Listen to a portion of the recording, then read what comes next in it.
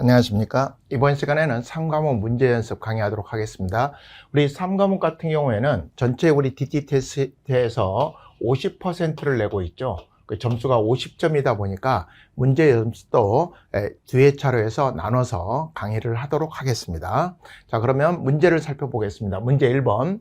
크라우딩 컴퓨터의 서비스 모델에 관한 다른 분류 중에서 다음에 해당하는 것이 뭐냐? 우리 서비스 모델에 따라서 여러분을 교재에서 다루는 것은 IaaS라든지 PaaS라든지 그 다음에 SaaS 이런 게 소개가 됐습니다. 물론 이제 수업 중에는 펑션 애저 서비스라고 하는 파스 같은 것도 하나 더 추가가 했습니다만은, 자, 소프트웨어, 그러니까 소프트웨어를 서비스처럼 받는 거. 그러니까 뭐예요? 소프트웨어 애저 서비스, SaaS죠. 뭐 정답은 나왔습니다만은, 업무에서 사용되는 소프트웨어 기능을 인터넷 등 네트워크를 통해서 필요한 만큼만 이용할 수 있도록 제공하는 형태다. 그러니까 여러분들 보통 이제 필드에서 되게 대표적인 우리 회사에서 사용하는 일반적 사례가 마이크로소프트사의 365 서비스라고 하는 MS 오피스 같은 경우에 과거에는 그걸 구매했지만 그러다 보니까 기업들도 어때요? 뭐 그런 것들이 복제가 돼서 뭐 저작권 이런 문제들이 굉장히 이제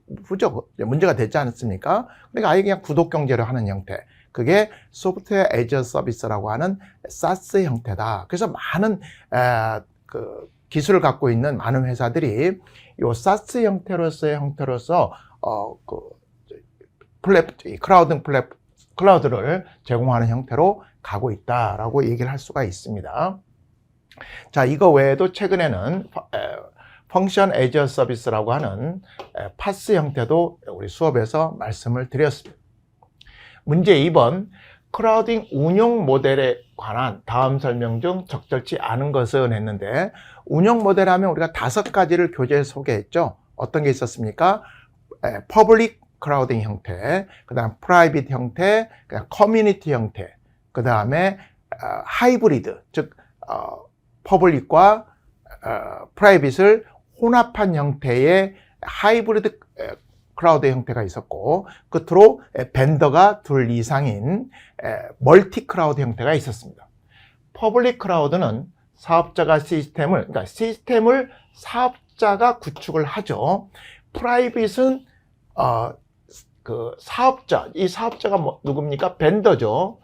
벤더가 여기서는 시스템을 구축하지만 이 프라이빗 클라우드에서는 특정 회사가 이런 환경을 직접 구축하는 거다. 그러니까 벤더가 구축하는 게 아니라 여기서는 벤더가 다 구축을 해서 인터넷망을 통해서 네트워크를 통해서 불특정 다수의 개인이나 기업에게 서비스를 제공하는 게 퍼블릭 클라우드 형태다. 이렇게 얘기할 수가 있고, 프라이빗은 특정 회사가 이러한 환경을 직접 구축해야 되니까 또 그런 걸 필요한 전문가가 회사 안에 있어야 되겠죠. 프라이빗은 가상화된 인프라를 소외하는 형태가 프라이빗 클라우드다. 둘 다 맞고요. 프라이빗은 어떻다 그랬어요? 보안성이 뛰어나다. 그러나 확장성에서는 떨어질 수가 있다. 그럼 이건 반대라 그랬죠? 보안성에서는 떨어지지만 확장성에서는 높다. 그럼 이 두 가지를 보완한 게 뭐라 그랬죠? 여기 보기엔 없지만 하이브리드 클라우드라 그랬습니다. 그렇죠? 하이브리드 클라우드는 퍼블릭과 프라이빗을 동시에 하는 거죠. 하이브리드 형태. 꼭 기억해 두셔야 됩니다. 다음, 커뮤니티 클라우드는 2개 이상의 벤더가 제공하는 퍼블릭 클라우드를 하나의 서비스로 운영하는 거. 이게 뭐라 그랬죠? 커뮤니티가 아니라 멀티 클라우드라고 그랬습니다. 틀렸네요. 답은 3번. 퍼블릭 클라우드는 운영관리 부담이 적은 장점이 있고, 그렇죠. 왜? 뭐 구축이나 이런 거 다 벤더가 다 해주기 때문에 있고, 프라이빗 클라우드는 프라이빗은 퍼블릭에 비교해서 초기 투자 비용이 필요하죠. 이 프라이빗 클라우드 같은 경우는. 그렇죠? 그뿐만 아니라 그런 것들을 구축할 수 있는 어떤 전문가가 필요한 것이 프라이빗 형태다. 맞네요. 그래서 뭐 이런 내용들을 갖고 문제를 한번 만들어 봤고요. 그래서 이제 아까 보안성과 확장성 간에 트레이드되는 어떤 그런 기본적인 장단점도 같이 연결해서 이해해 두시면 좋겠습니다. 3번. 크라우딩 컴퓨터의 기술, 클라우드 컴퓨팅 기술하면은 뭐 대표적으로 가상화 기술과 분산 원장 기술, 이걸 대표적으로 얘기할 수 있죠. 이 가상화 기술과 관련해서는 하이퍼바이저 형태가 있고, 그런 것들이 이제 컨테이너 방식으로 가면서 도커, 이런 것들을 우리는 배웠어요. 그래서 가상화 기술로 적절치 않은 것은 가상 서버 자원을 유연하게 프로비저닝 할 수 있다. 그렇죠. 가상화 기술을 통해서 서버라든지 다양한 것들을 가상화시키는. 가상화 개념 최초로 시작된 것은 이제 서버를 가상화하는 형태. 가상화 대상이 되는 컴퓨터 자원은 프로세스, 그렇죠? 메모리, 스토리지, 네트워크 등을 포함하게 된다. 서버 가상화 기술에서 물리적인 호스트 시스템이 여러 대의 가상 머신을 게스트로 운영할 수 있도록, 그러니까 게스트 OS가 이제 형성되는 거죠. 그렇죠? 게스트 OS가 해주는, 이게 뭐예요? 초창기 때인 하이퍼바이저 형태죠. 컨테이너 방식이 아니라.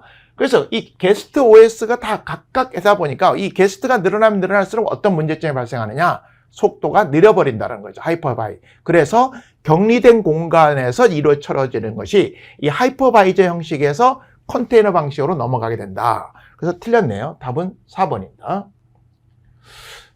문제 4번. 다음은 가상머신 방식과 컨테이너 기반 방식의 차이. 그러니까 가상머신 방식, 우리 하이퍼바이저라고 이해하시면 될 것 같아요. 하이퍼바이저에서도 타입 1, 타입 2 같은 게 있었죠.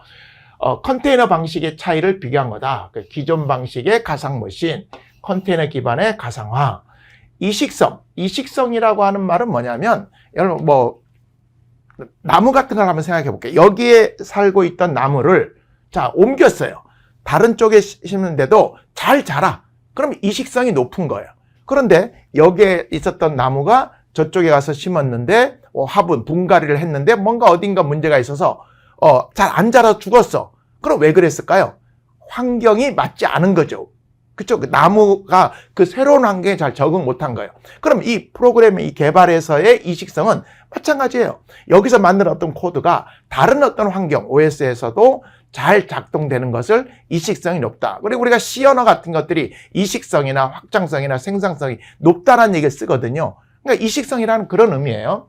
자, 기존 방식의 모놀리식한 서비스다. 이거 마이크로 서비스, 그러니까 MSA죠. 우리 고객 중심의 이게 쪼개서, 그쵸? 유연성을 높인 거다. 컨테이너 기반은. 그래서 컨테이너는 분리된 거라 그랬잖아요. 가상 머신 개수만큼만 지불한다. 이건 호스트 한 대당 비용을 지불하는 거고, 오버헤드가 존재하는 거고, 효율성이 높다. 장애가 발생했을 때, 이게 이제 가장 문제예요. 우리가 컨테이너 기반이, 답은 4번인데요. 요 가상 머신 같은 경우에 비해서 이 장애 발생 시 같이 영향을 받는 것들이 컨테이너 기반의 가상화입니다. 그래서 틀렸네요. 이거 반대로 썼네요. 5번. 다음 설명하고 있는 내용과 가장 부합하는 게 뭐냐? 컨테이너를 실행 관리한다. 뭡니까 이게? 실행 관리하는 게 쿠버네티스죠. 하나의 컨테이너의 오케스트레이션을 역할을 하는 것이 쿠버네티스다. 적절히 배분, 조율한다. 나머지들은 되겠죠. 6번. 다양한 프로그램 언어와 시스템을 활용해서 각각의 기능별로 나누어진 개발팀이 서로의 간섭을 최소화하고 빠르게 개발해서 효율성을 높일 수 있는, 보수할 수 있는 클라우드 네이티브. 이게 뭡니까? 바로 MSA죠. 마이크로 서비스 아키텍처라고 하는. 그러니까 이렇게 기능별로 쪼개서 작게, 마이크로. 그렇죠? 마이크로.